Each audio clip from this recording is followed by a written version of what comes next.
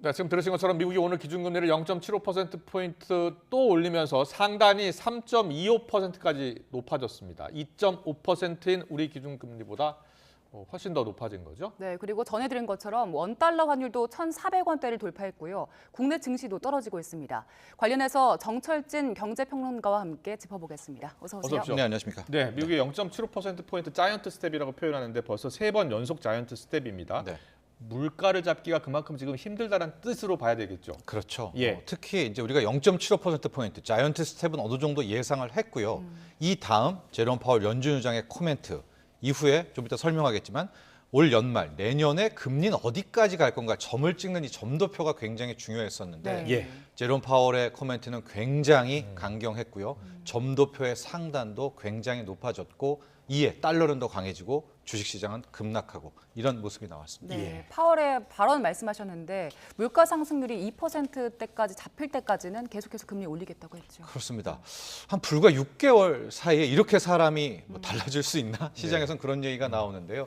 지난 8월 잭슨홀 미팅에서부터 완전히 다른 사람이 됐습니다. 네. 특히 간밤에도 제롬 파월 연준 의장 굉장히 강경한 발언을 쏟아냈는데요. 물가를 지금 잡지 않으면 더 고통스러워질 것이다라고 표현을 하더라고요. 그렇습니다. 예. 경제 경착륙을 피할 수 없는, 그러니까 연착륙이 어렵다는 이야기도 했었고 지금 물가 타겟 목표치가 2%인데 2%를 향해 갈 때까지 예. 금리 인상 속도를 늦추지 않겠다. 근데 지금 미국의 소비자 물가 상승률이 8%잖아요. 예. 네. 그걸 이때까지는 계속 긴축을 하겠다는 이야기도 했었었고요. 또 하나가 지금 고통이 있지만 물가 상승 때문에 오는 고통이 훨씬 더 크다라는 이야기까지 하면서 이제는 다시는 옛날에 부드러웠던 제롬 파월, 뭐 경기를 좀 이렇게 좀 살펴보려는 그런 모습은 온데간데 없는 이제는 완전히 루비콘강을 건너는 그런 모습이었습니다. 그렇군요. 자, 우리 주식시장, 우리 금리 다 영향을 미치기 때문에 전망을 좀 해보겠습니다. 네. 앞서 보니까 연말까지 1.25%포인트 더 올릴 것 같다라고 보네요. 그렇습니다. 이제 3, 6, 9, 12월이 끝나게 되면 이때 FOMC 끝나고 나서 19명의 연준 의사들이 저 점을 통해 가지고 앞으로 올해 연말 혹은 내년 어느 정도까지 금리가 갈 것인가를 이제 전망치를 찍는데 예. 저게 실은 큰 문제였죠. 저도 한 4%대까지 올 연말까지 보겠습니다. 네. 를 가장 많은 점을 찍었으면 했었는데 막상 뚜껑을 4.4 열고 정도에 보니까 가장 많네요. 맞습니다. 예. 예, 그러니까 예상치도 훨씬 넘어갔죠. 4에서 4.25에만 몰려 있으면 좋았을 텐데 4.25에서 4.5에 굉장히 많은 9개의 점이 찍혔다. 이렇게 네. 볼 수가 있겠고, 자 여기서부터도 흔들렸는데 이제 이 다음입니다. 그러니까 시장은 그 다음 뭘 이제 예. 우리가 우려하고 걱정하면 도대체 그러면 이 기준금리 인상의 끝은 어디야? 네. 어디까지 올릴 거야? 아. 이걸 터미널 레이시라고 하거든요. 그건 내년 언제쯤 나올 텐데, 자 내년의 금리 수준 어떻게까지 예측을 했는가? 지금 보시면은요, 네. 약간 점들이 여러 개가 있는데 4.75에서 5%도 무려 6개가 찍혀요. 그러네요. 예. 예. 4.5에서 4.75도 6개, 4.2에서 4.5도 6개. 그러니까 지금 연준 의원들이 3분배는 돼 있지만 최대 5%까지 내년에 금리를 올릴 수 걱정이네요. 있다고 하면 예. 지금 올려서 지금 3.25가 됐는데 네. 이걸 내년 상반기에 5%까지 간다?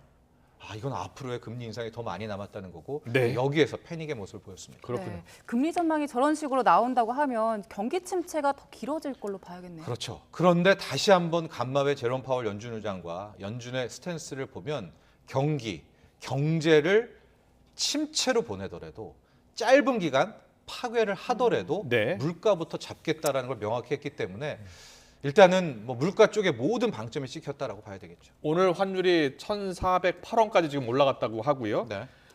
우리도 기준금리를 더 높여야겠다라고 이야기하고 있습니다. 네. 그러면 당장 우리 금리도 다음 달인가요? 또 바로 인상을 하겠네요. 가능성이 매우 높아졌고요. 그동안에 이창용 하는 총재는 베이비 스텝 2번 가겠다. 0.25, 0.25로 가겠다라고 했는데 오늘 말이 좀 바뀌었습니다. 전제 조건이 바뀌었다. 그렇게 되면 빅 스텝도 테이블에서 배제할 수 없다. 그 전제 조건은 뭐냐?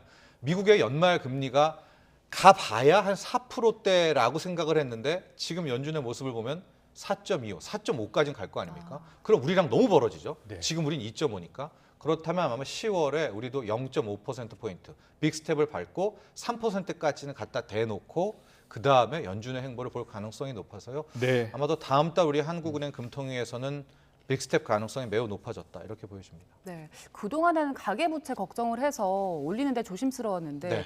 가계부채보다 지금 이제 환율이 벌어지는 걸 더 걱정한 것 같아요. 그렇습니다. 그나마 다행히 아직 채권 시장에서는 유출이 나왔지만 주식 시장에서는 큰 이탈은 보이지 않고 있습니다만 네.